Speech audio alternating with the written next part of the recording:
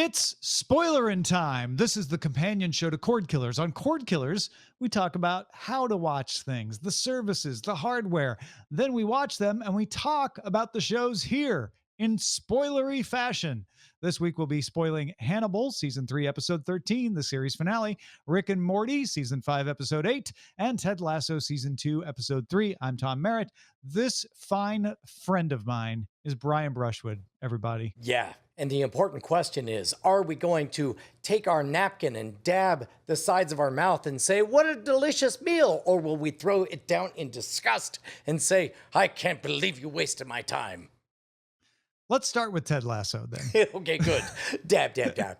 Dab, dab, dab. Ted Lasso, season 2, episode 3, Do the Rightest Thing, wherein I was delighted. Brian, I am not ashamed to say I adored this episode. It surprised me. It was almost self-contained. It certainly moved the overarching plot along here and there, but the whole storyline with not even Rebecca's niece, really, it's her best friend's daughter, was just wonderful because her best friend's daughter was not predictable and was real, and it had all the best kinds of Ted Lasso moments where it takes a thing you're like, oh, so they're gonna do this kind of, making a point, and then it kind of turns it, and you get the soccer player saying, hey guys, I don't expect you to do this, and you have Jamie Tart putting tape on his shirt and people going, what are you doing? Like, is this just performative for you? And he's like, no, you're my teammate. And it convinced me, like, oh yeah, no, he really wants to do it. And I don't know, I just adored the episode top to bottom, and it was better than I thought it had any right to be. Brian, what did you think? 100% agree, mainly because the goddaughter character is one where normally you would write in a reason why, they have to get along or whatever, but they didn't. Instead, she totally stood up on her own, and she was fantastic. Whoever that actor is great. I like the fact that it was clear that she was a fan of Sam Obasiah before they bothered to say that.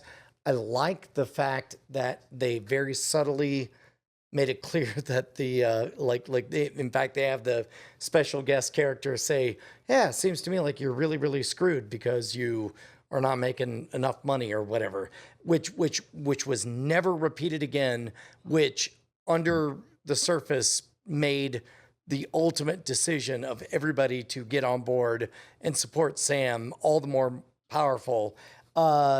I love the idiotic bit of Led Tasso. I love that Jamie understands, oh, I'm on a redemptive arc. Yeah, sure, let's do this. I loved everything about this. Yeah. In fact, one of the things that I didn't realize I loved until I was hearing you describe things is we had the doctor, but she was not in the episode, so to speak, right? She was there. They acknowledged she's still around. She's up in the stands. She's looking at Led Tasso, writing something in her book. And I was like, oh, okay, so we're going to get a moment about that. We didn't. They're like, no, we'll save that. We don't need to hit that on the head right now. You've had plenty of that. Let's give you some other stuff. Although we did get the fact that they ushered Jamie in, and he's like, so what, I just prattle on about myself and that's fine? Exactly. Sounds good.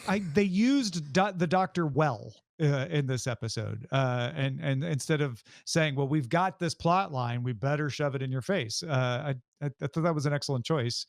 And they even managed to justifiably set up a situation where they full on lost the match, and everybody is genuinely celebrating at the end because, as they put it, they broke their streak. Yeah.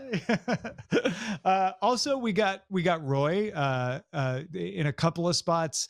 First of all, kind of helping Rebecca understand, like, you don't have to bend over backwards for kids to do, something outrageous. Just pay attention to what they want. And what they want is to be with you. That's why she's here. She wouldn't be here otherwise. She wasn't dragging her heels. She wants to hang out with you, Rebecca. She missed you. And so Roy talked sense into her there. And then we got the great appearance of Roy on the TV show, just, throwing down truths and swear words, which I guess is his thing. Yeah. Bryce, how did all of this land with you? Yeah, it was super fun. I I I I like that we are building more stakes into the show, right? It's not just, oh, the team is not doing well, because that story happens in sports, right? Teams don't do well and they go up and down, but losing your title sponsor like that in such a very public fashion is a thing everybody has to resolve to fix, and I appreciate that that's the conflict that's emerged now that we are kind of post curse. Like, it really doesn't matter whether they won or lost as long as they didn't tie again. And now we have a new conflict of, well, how do we support a team without a big sponsor on all of our jerseys? Yeah, no, that's a really smart, because I've almost forgotten that the original premise of this show was, can they survive? Will they get relegated? Is Rebecca's evil plan to torpedo the team going to work? Now it's all about the characters. There's no tension with the team anymore, and they just reminded us that there ought to be, because this is a business and they have to survive and they have to pay their players. And if they get relegated down again, they're not going to have the money to operate. Yeah. So in general, Ted Lasso as a character tends to be so perfectly spoken that, you could tell everything's written in advance. Led Tasso felt very improv-y. It was silly, but I I didn't mind it. I love the execution of it. It was a concept that I think for me could have gone wrong very quickly, because I was like, okay, this seems a little over the top, a little weird. Uh, but it was fun, and they didn't drag it out too long, so I didn't mind it at all. Right, now touch each other's toes. Touch each other's toes. And Oh yes, we should reveal the magical moment where I'm watching Ted Lasso. Brian texts me, and the words "Led Tasso," as Led Tasso appears, as Beard is saying, "That's that's not Ted's gone now. That's Led Tasso." And I was like, "Oh my god, you like, I'm just now seeing that part." And I texted back, "Now touch each other's toes." Yeah, and we comedic had gold. just been talking about the Suicide Squad, so I was like, is this a thing from maybe that's in both of these? I hadn't seen Oh, right, either 'cause of them Bryce yet. hadn't seen Ted Lasso yet at that point. So good. It was good. Good stuff. I think the end of that sequence where they are talking to the therapist, and they're like, and she's like, well, does that ever work? Well. No. Like, I appreciate that they took that- on faith that, like, no, this kind of never works. Also, they took their time in telling that part. I mean, that was a fairly extended improv session they were having. Yes, But yes. did not mind it at all. Any other thoughts on Ted Lasso 203? No, it just gets better and better. All right, let's talk about Rick and Morty, season 5, episode 8. Rick-ternal friendshine of the spotless Mort. This is the bird person episode. Brian, what'd you think? So I was surprised to hear that Bryce and I weren't on the same page on this one. I rather liked that it was an exploration of a bunch of the answers to questions we had about, the backstory between Rick and Bird Person and so on, and part of the journey to bring him back or whatever.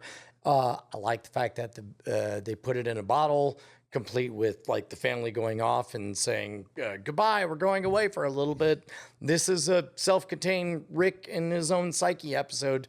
But it sounds like that didn't land for you, Bryce. Yeah, I thought this episode was entirely unnecessary. I thought that I had no questions about Bird Person, and I feel like spending 22 minutes to find out that Rick loves Bird Person, and then that Bird Person goes off to disappear until next season was a really, really poor use of our time.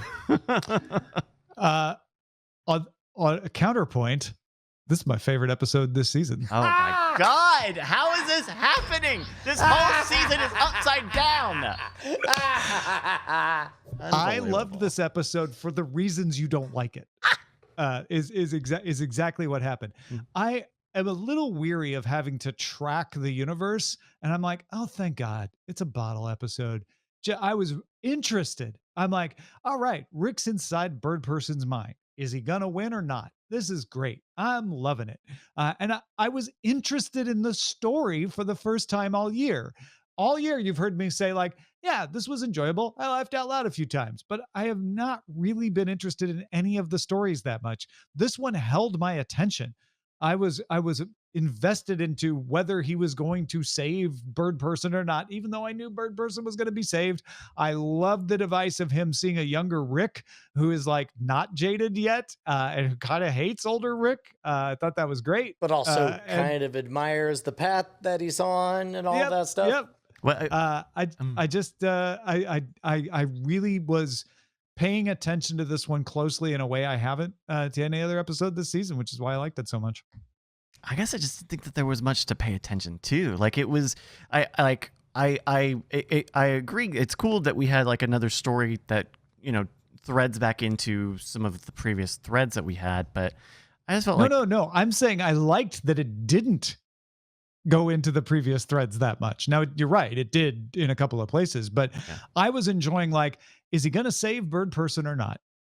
Like the majority of this episode is contained in the episode. There are threads, you're not wrong. But I enjoyed that I didn't have to pay that much attention to them. I do love those moments where various versions of Rick in Bird Person's memories, like the moment Rick shows up and something weird happens, they immediately realize, oh God, I'm a memory of me.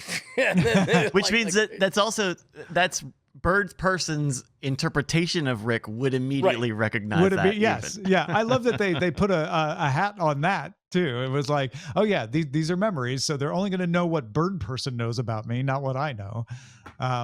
Also, Beth's dead. Right. Yes. Beth. Super confirmed. They say like this is very something quickly. I did because I was so invested in the story. That's true. That was just kind of went past me until I read an article after. I'm like, oh, right. He said that a couple of times. Like, you're the creep that finds abandoned Beths and moves in with them. Yeah. But yeah. Now it's dark. Well, I don't know if you know what show we're talking about. Yeah. No. Fair enough. Yeah. No. I thought that was a fun little how do you do that they just didn't really talk about much at all.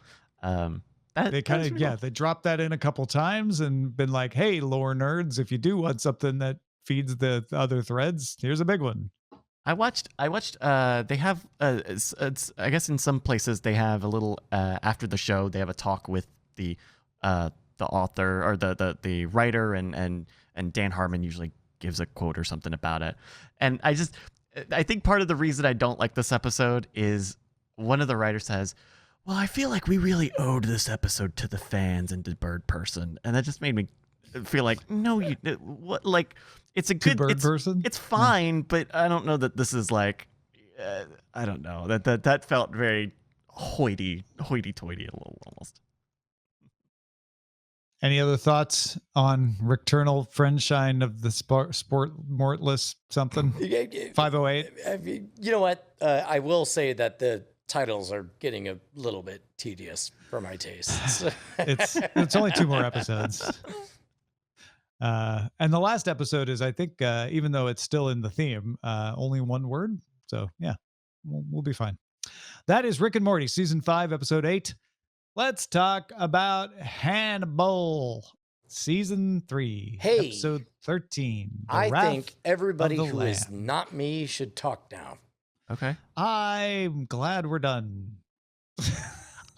You know what? And I think I did text this to you. I think I texted this to y'all last Monday because I, after the show, went and watched this immediately. I agree. You won me over. The show is silly. Congrats. I still wouldn't use silly. I want you to know that I feel no joy in this victory. However hard earned it was. I don't know, Tom. I mean, just general impressions. Like I thought it was good. I was glad that we had an end to the Dollarhide story. Yes. I overall enjoyed watching Hannibal, and I'm very glad we watched it. Season 3 has definitely lost me in a few places. And I think by the end, it just felt like relief that it was over. I'm like, yes, both of you jump off. I don't even care if that's a continuity problem for Silence of the Lambs. Just do it. Goodbye. I was just exhaling with relief. I'm like, I bet they both jump over, and then they did. Sure. And that was the end. There were some interesting parts of this episode. There was, the idea that Will talked what's his face into meeting Dollarhide because he knew Dollarhide would kill him, and that was essentially murder. But we've tied ourselves in knots about all of that stuff that it just wasn't invested the Mm, way I think I should have been. yeah. And maybe I'd feel different if I was watching this in 2015 versus 2021. Maybe it's just not wearing well considering what else is out there these days. I think that Hannibal had a wonderful 2 seasons, and I wonder what would have happened if they were granted a third. Yeah, that would be. Like if they knew they were getting a third instead of having to scramble to make a third at the last minute. Sorry, explain. We believe that is what Okay, happened. I see. Oh, Yeah. I see. Yeah, because I think I understand the conceptual idea of like, hey, let's hit the books again and really retouch on the Red Dragon stuff and either the Hannibal movie or the Rise of Hannibal stuff with the first half of the season. But yeah, both of them are just too long. I think I said this last week, but just these stories are too long. And they've got too much blinders. I think the best thing about season 1 and season 2 is we were dealing with multiple threads all the time instead of just here are a lot of characters dealing with the one thing going on. Yeah. When Will stopped being, a sort of half-willing participant in the FBI's attempt to catch a murderer, it lost its grounding. Yeah, definitely. Did y'all see there was a small post-credit sequence? Yeah, let's talk about that. That was dumb. In what way could you expand on? In this way. Oh, dog gang it. My cannibal boyfriend ain't gonna show up to eat me. What say I eat my own leg? It's me, Scully. Oh, I didn't That read was that. Margaret Thatcher. I read it the opposite, in that Hannibal cooked her leg and just was out of the room and was on his way back. Oh, he died. So she, out of pity, was like, well, we were going to have this date. I was going to cook my leg and everything. No. Well, I guess I'll just go ahead and cook my leg. I'm with Bryce. I got the impression that Hannibal survived because Hannibal always survives. And we all know he survived because Silence of the Lambs, and he finally cooked her leg. And I wonder if maybe the idea would have been to bring Clarice into the show. Because this would have... Well, they didn't have the rights to Clarice. Well, or they could have. I mean, yeah, they didn't at the time, I guess, but... Though they still don't. I'm- Clarice doesn't have the rights to Will and the dragon, and it's all split up, which is silly. Speaking of silly. Yeah, silly. By the way, silly is a great word because it's not overly hostile, but it does allow you to imply that something is not very good. I will say I really enjoyed, and I did think like it was a feeling of relief almost when Will and Hannibal have that very bloody, very gory, very hopped up fight with Dollarhide at the end. They're taking turns, they're both doing it, and it actually feels like they are both really doing it. And finally Will is getting almost like this is what it could be like, almost. This is like Hannibal's pitch. This could be us killing people together. And I thought that was a good moment to see because it was something that we kind of had never had an intersection of before in such a deliberate and I guess explicit graphic way. It was definitely the moment where it's like, okay, Will is definitely into whatever this is. Will is definitely into it, whatever it is. Right. Which we've spent the whole last season supposed to question, right? Well, do you love Hannibal? Do you hate Hannibal? Do you like killing people? Do you hate killing people? Like, ugh. Will he? Won't he? Yeah. Eat Will Graham, won't Will. Graham. That's it. Let's use Will Graham, won't Graham. Graham crackers. Graham's crackers. Graham. I've obviously done talking about Hannibal. Has anyone else got anything left to mention No, about Hannibal? I'm very thankful for our journey. Yeah, me too. The show really ended at the end of season 2. There was virtually nothing after that. Sorry. Yeah. I think you could make a fine season 3 if you cut it down 50 to 70%. Perhaps. That is Hannibal season 3, episode 13. And the end of our library watch. We will be having another library watch someday, but next week we will be starting to watch Lower Decks, Star Trek Lower Decks, season 2, episode 1. So stay tuned for that. Of course, if you want to know about our conversations about all this stuff, you got to get After Talk and become a patron. Patreon.com/Cordkillers. We will spoil you again next time. For the audience, I want to give one last plea for Patreons. It's not an interest, baby. It's viable money. It's Viable money. It's a Cordkillers. Why did I name myself Burger? These are very hard.